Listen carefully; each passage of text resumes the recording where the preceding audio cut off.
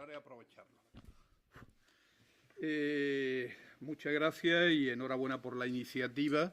Creo que es una oportunidad el traer no solo al Parlamento Europeo, sino de manos de un partido político español esta problemática al Parlamento Europeo.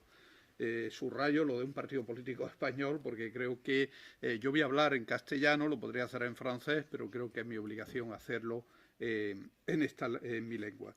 Efectivamente, los problemas del RIF no son nuevos, es decir, a ninguno de ustedes se le escapa, en primer lugar, que el RIF es una cadena montañosa de altura media vinculada a la región penibética, geográficamente unida, más que separada por el mar Mediterráneo, a mi propio país y a mi propia región, Andalucía. Es una región que presenta una característica específica muy importante que hasta ahora que es una región de población dispersa. Saben perfectamente que Alucemas es una fundación, Villa Sanjurjo, española, y que hoy actúa como capital de facto, si no de jure, del RIF. De manera que esto hace que hablar del RIF es un problema de principio porque sus fronteras no están bien delimitadas, ni probablemente lo estén nunca. Pero, sin embargo, es una región con una fuerte identidad, cosa que nadie puede negar, por otro lado. Quizá este problema de la población dispersa, que en su momento fue formulado como un sistema tribal, quizá hoy del problema tribal solo nos quede el nombre, pero que en su momento el peso del tribalismo fue muy fuerte. Y esto hizo que las relaciones con el Massen, con el poder central, centrado sobre todo en Fez, hayan sido históricamente, como saben, unas relaciones muy problemáticas. De hecho, son varias las ocasiones, quizá el único sultán en Marruecos que consiguió imponer en parte su poder sobre el RIF fue Muley Ismail, pero el resto prácticamente tuvieron un poder puramente nominal, porque el poder, de hecho, lo tenían las tribus y los tenían los sheif y los marabú. De manera que el RIF fue considerado como parte de ese país de la sublevación o la insumisión que incluía también al Medio Atlas y al Alto Atlas, unificándose ambos bajo el término utilizado por los historiadores y antropólogos como el país Sibar. De manera que los sultanes, cada vez que querían, como saben ustedes, imponer su dominio sobre estos territorios, tenían que hacer mejalas, es decir, tenían que hacer procesiones con 10, 15.000 cortesanos más un ejército para recabar impuestos. Pero se da la circunstancia de que en el RIF prácticamente estas mejalas no penetraban y casi todas iban dirigidas hacia el sur, hacia el oasis de Tafilalé, hacia la zona de Marrakech, y con el fin de garantizar la supremacía del Massen. Por tanto, el RIF presenta una característica desde ese punto de vista. Presenta otra característica en la cual yo no voy a entrar, que es una singularidad lingüística de una lengua que yo cuando entré por primera vez en el RIF en 1980, hubo un maestro con el cual viajé desde Nador a Fez y me enseñó esas grafías que llevan ustedes, muchos, en sus camisetas, que es el alfabeto bereber, y me lo enseñó en secreto. Porque entonces, en 1980, al contrario de hoy, que incluso existe un instituto Real Amasí, no se podía hablar ni enseñar este alfabeto. Quiero decir que, además, históricamente, el problema colonial ha sido un problema que ha venido añadido a ese problema histórico que no podemos reducir el problema del RIF a un problema colonial ni a un problema actual, sino acabo de decir que es un problema que previamente a la modernidad ya existía en sus relaciones con el Massen y con la sultanía, con el sultanato. Pero lo que hay que señalar es que cuando sobrevino el problema colonial, a partir en teoría de 1912, pero se había iniciado mucho antes, desde luego, cuanto menos en la conferencia de Algeciras de 1905-6, ya estaba todo totalmente vivo.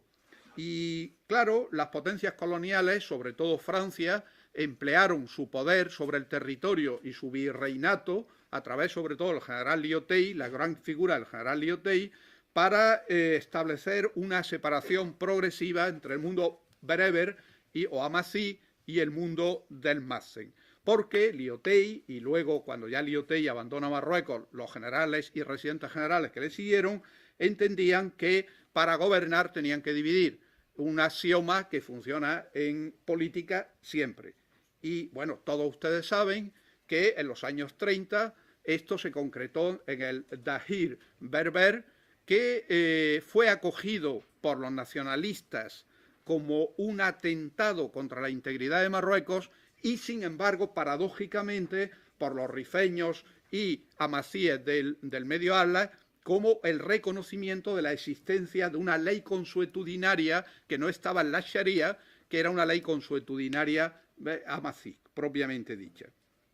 Por tanto, el problema histórico es qué relación tiene el país Siva con el país Mazen, cómo se integra esto dentro de un territorio que llamamos Marruecos. Un territorio que llamamos Marruecos que realmente no existe como nación hasta 1956. Es en 1956 cuando la parte norte de Marruecos llega a un acuerdo en el cual no ha lugar, y en esto tengo que hacer una defensa de la labor que entonces hacen los españoles, no ha lugar a torturas ni ha lugar a atentados como en el Marruecos llamado francés, y entonces se llega a un acuerdo en el cual el régimen de Franco reconoce a Mohamed V y reconoce a la monarquía y al Mazen. Bueno, todo esto está dentro de una lógica también muy paradójica que he dejado atrás, que es la República del Rif.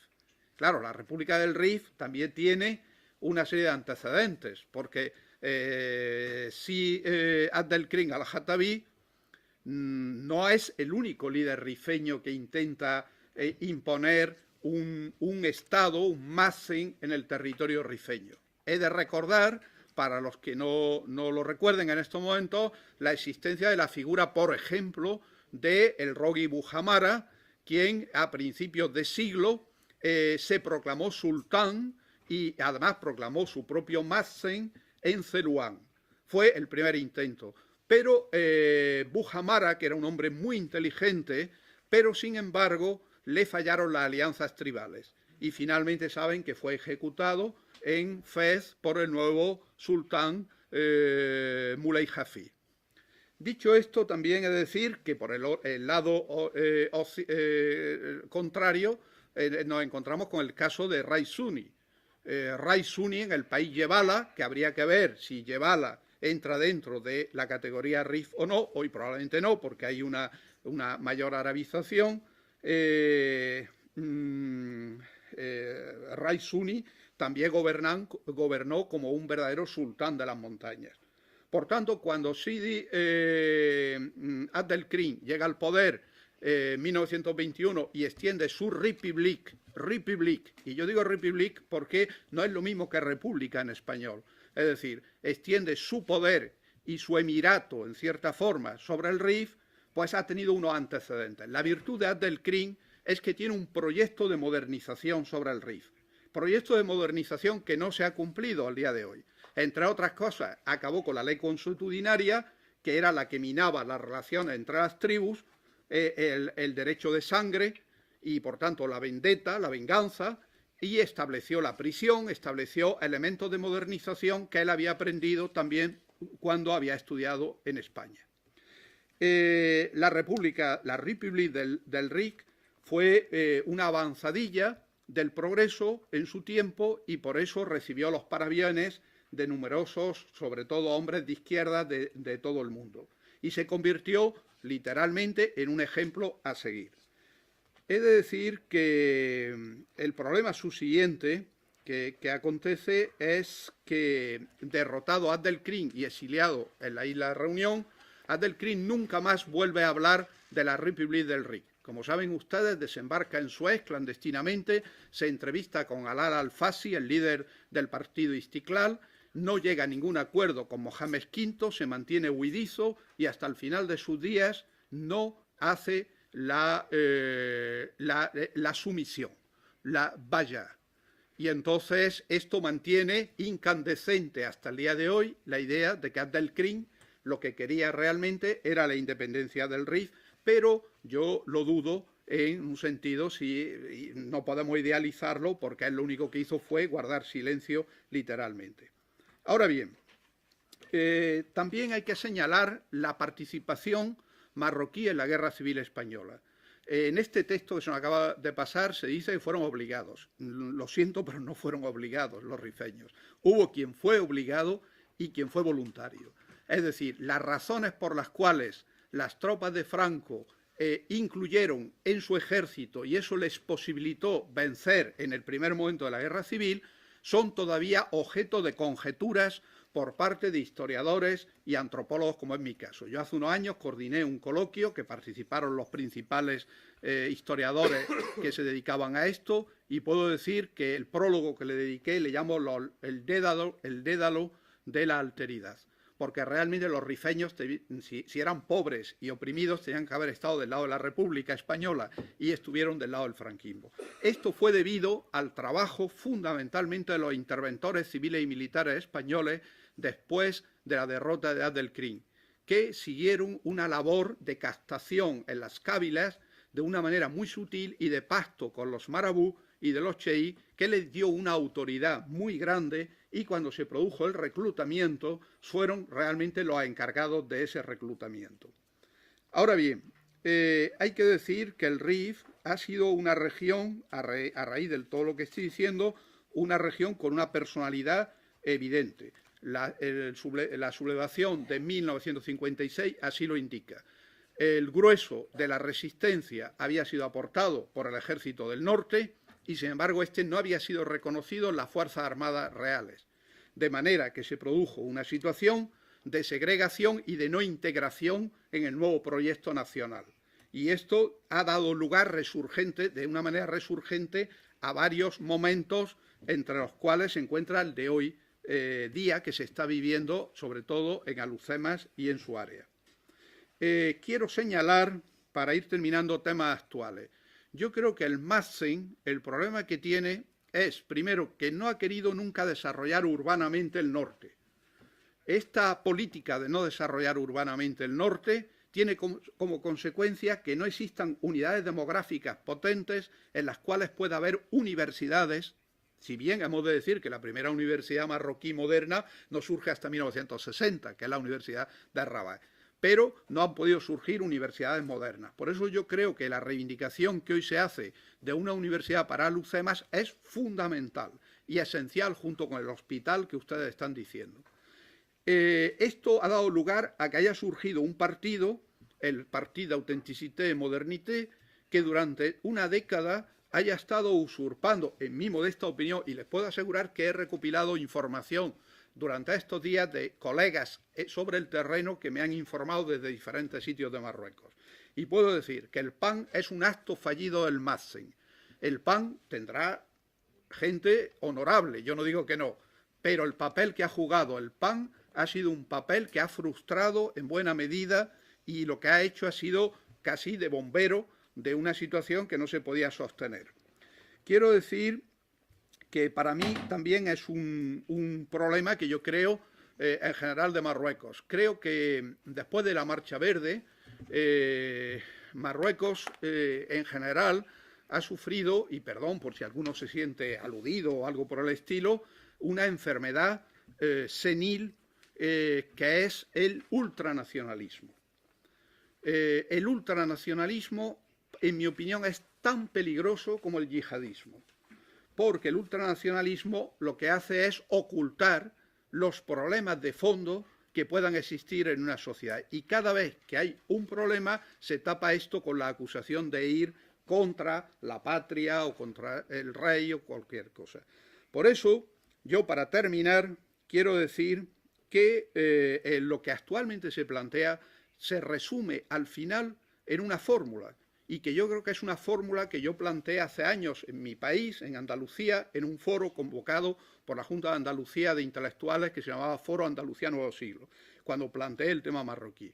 Entonces, a principios de los años 2000, Ya en Marruecos se estaba hablando de la regionalización de Marruecos.